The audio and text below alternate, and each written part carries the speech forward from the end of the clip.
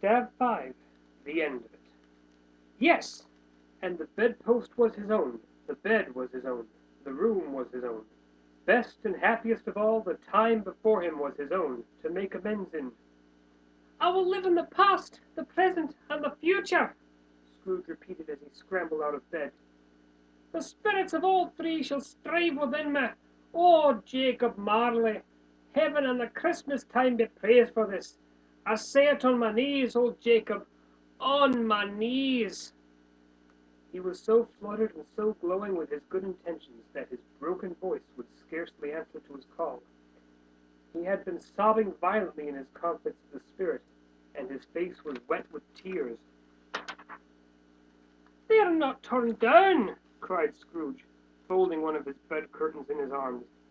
They are not torn down, rings and all. They are here. I'm here. The shadows of the things that would have been may be dispelled. They will be. I know they will. His hands were busy with his garments all this time, turning them inside out, putting them on upside down, tearing them, mislaying them, making parties to every kind of extravagance. I don't know what to do, cried Scrooge, laughing and crying in the same breath, and making a perfect Laocoon of himself with his stockings. I'm light as a feather. I'm happy as an angel. I'm as merry as a schoolboy. I'm as giddy as a drunken man. A Merry Christmas to everybody. A Happy New Year to all the world. Hallo here, whoop, hallo!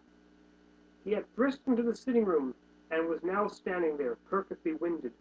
There's the saucepan that the gruel was in, cried Scrooge, starting off again and frisking round the fireplace. There's the door by which the ghost of Jacob Marley entered. There's the corner which the ghost of Christmas present sat. There's the window where I saw the wandering spirits. It's all right. It's all true. It all happened. Ha ha ha!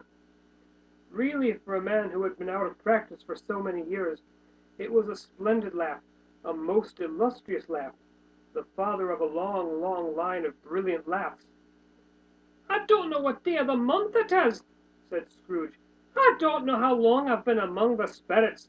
I don't know anything. I'm quite a baby. Never mind. I don't care.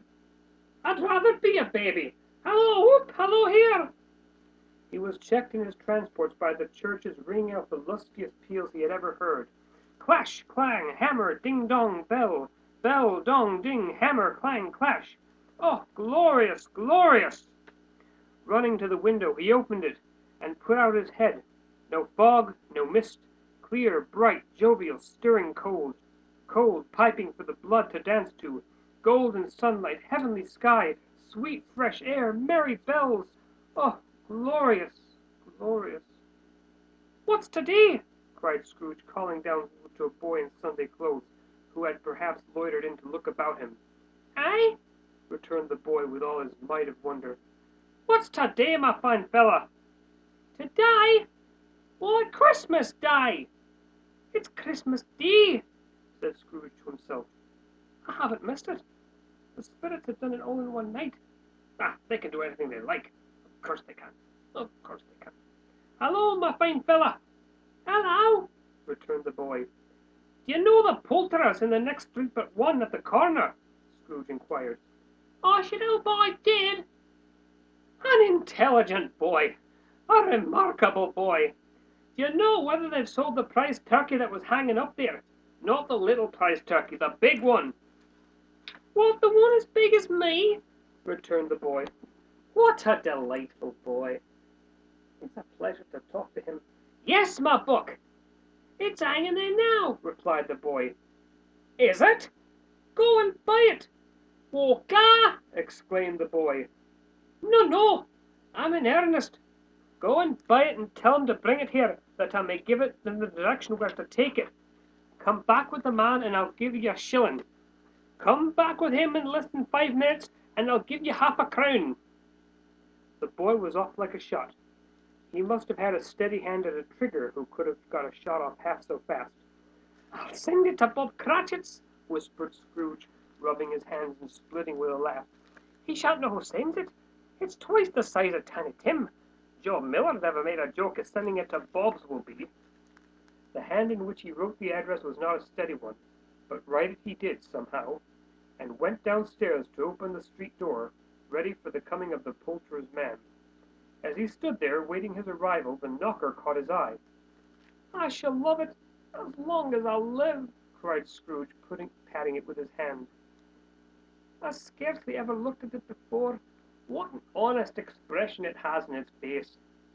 It's a wonderful knocker. Here's the turkey. Hello! How are you? Merry Christmas!"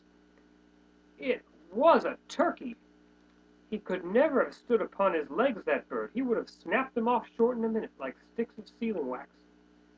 "It's impossible to carry that to Camden Town," said Scrooge. "You must have a cab."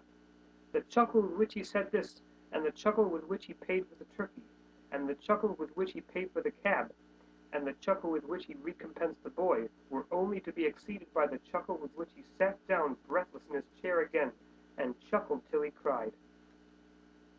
Shaving was not an easy task, for his hand continued to shake very much, and shaving requires attention, even when you don't dance while you're at it. But if he had cut off the end of his nose, he would have put a piece of sticking plaster over it and been quite satisfied. He dressed himself all in his best, and at last got out into the streets. The people were by this time pouring forth, as he had seen them with the ghost of Christmas present, and walking with his hands behind him. Scrooge regarded everyone with a delighted smile. He looked so irresistibly pleasant, in a word, that 3 or 4 good-humored fellows said, "Good morning, sir. A Merry Christmas to you." And Scrooge said often afterwards that of all the blithe sounds he had ever heard, those were the blithest in his ears. He had not gone far when, coming on towards him, he beheld the portly gentleman who had walked into his counting-house the day before, and said, "Scrooge and Marley's, I believe." It sent a pang across his heart to think how this old gentleman would look upon him when they met, but he knew what path lay straight before him, and he took it. "My dear sir," said Scrooge, quickening his pace and taking the gentleman by both his hands, "how do you do? I hope you succeeded yesterday. It was very kind of you. A Merry Christmas to you, sir." "Mr. Scrooge?"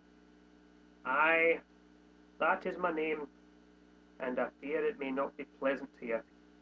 Allow me to ask your pardon, and will you have the goodness—" Here Scrooge whispered in his ear. "Lord bless me!" cried the gentleman, as if his breath were gone. "My dear Mr. Scrooge, are you serious?" "If you please," said Scrooge. "Not a farthing less. A great many back payments are included in it, I assure you. Will you do me that favour?" "My dear sir," said the other, shaking hands with him, "I don't know what to say to such—" "Don't say anything, please. Come and see me. Will you come and see me?" "I will," cried the old gentleman, and it was clear he meant to do it. "Thank ye. I'm much obliged to you. I thank you 50 times. Bless ya!" He went to church, and walked about the streets, and watched the people hurrying to and fro, and patted children on the head, and questioned beggars, and looked down into the kitchens of houses, and up to the windows, and found that everything could yield him pleasure. He had never dreamed that any walk, that anything, could give him so much happiness. In the afternoon he turned his steps toward his nephew's house. He passed the door a dozen times before he had the courage to go up and knock, but he made a dash and did it. "Is your master at home, my dear?" said Scrooge to the girl. "Nice girl." "Very." "Yes, sir." "Where is he, my love?" said Scrooge. "He's in the dining room, sir, along with mistress. I'll show you upstairs, if you please." "Thank you. He knows me," said Scrooge, with his hand already on the dining room lock. "I'll go in here, my dear." He turned it gently and sidled his face in round the door. They were looking at the table, which was spread out in great array, for these young housekeepers are always nervous on such points, and like to see that everything is right. "Fred!" said Scrooge. Dear heart alive, how his niece by marriage started! Scrooge had forgotten for the moment about her sitting in the corner with the footstool, for he wouldn't have done it on any account. "Why, bless my soul!" cried Fred. "Who's that?" "It is I, your Uncle Scrooge. I've come to dinner. Will you let me in, Fred?